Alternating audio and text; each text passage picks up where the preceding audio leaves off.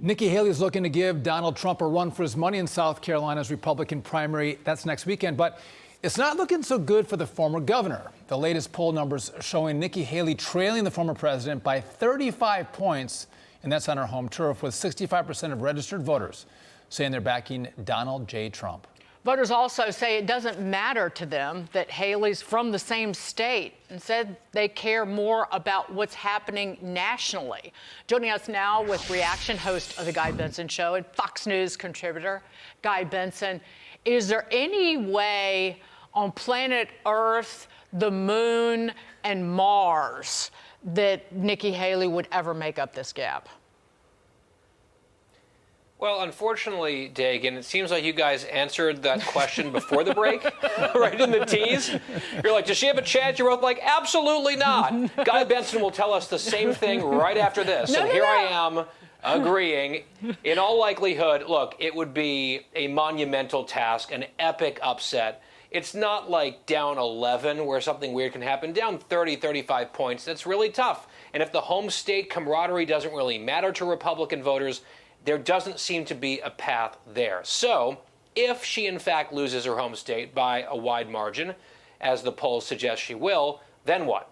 Because you'll talk to people in her campaign, they'll put out memos, they'll say, well, some of the upcoming states beyond that have open primaries, we can poll in independents, maybe things will be different. I think that if you look at polling in some of those states, I'm not sure that necessarily is true, that they're all that competitive, but they're at least talking about a game beyond South Carolina.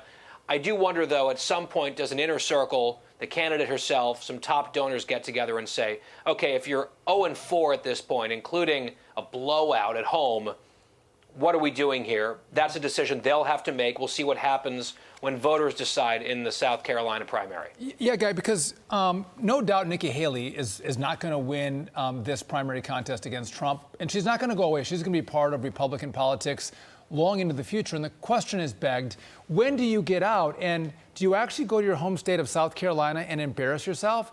And again, politics are fun. It can be brutal, but you hate to be embarrassed. And to have if she loses by 35 points to Trump in her home state, she would have been better off, yes, having gotten out before she loses by those numbers.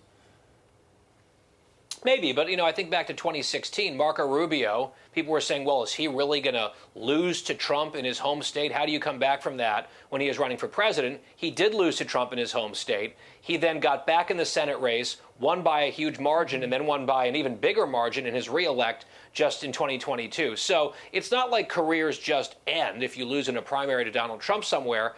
I do wonder, is it possible, A, that she's making a play to stay in this thing for the long haul just to keep amassing delegates? Because some of these states are proportional. So even if you're losing the state, you're getting some delegates here or there.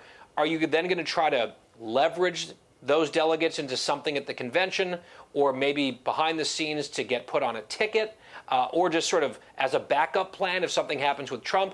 I'm not exactly sure. I don't have great insight into their thinking, but the longer they stick around, there would have to be something to that, because on the flip side, and you were alluding to this, Sean, other voters, Trump supporters, at some point might get really frustrated, saying, okay, we respect this as a contest. You've been in it for a while.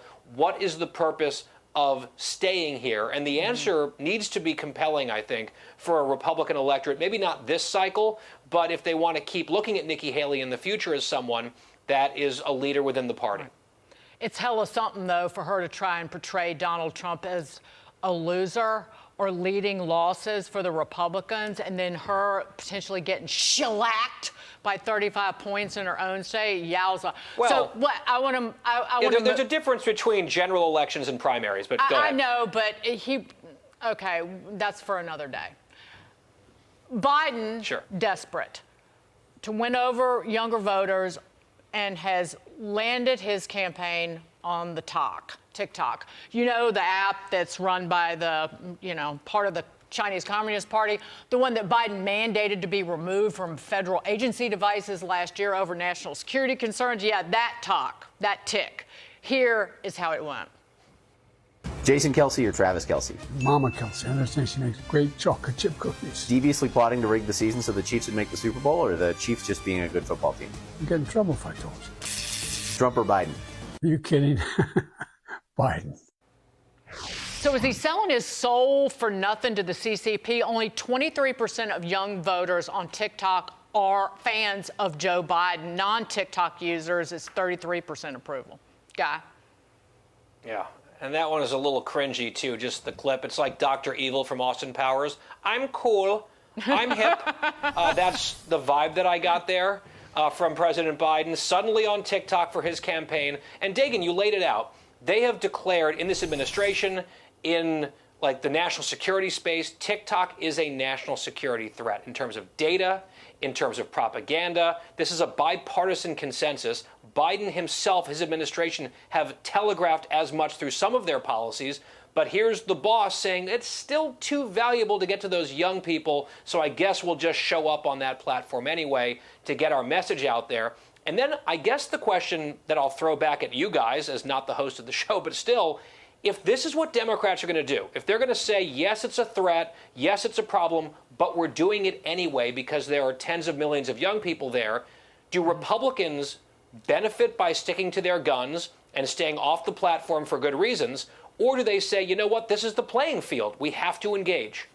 You know, Guy Benson, Donald Trump is still winning, number one. And number two, this shows that Joe Biden is not principled or patriotic by going on the app. That's my take. But Guy Benson, it was a pleasure to see you. Thanks for being with us. We appreciate it. Thanks, guys.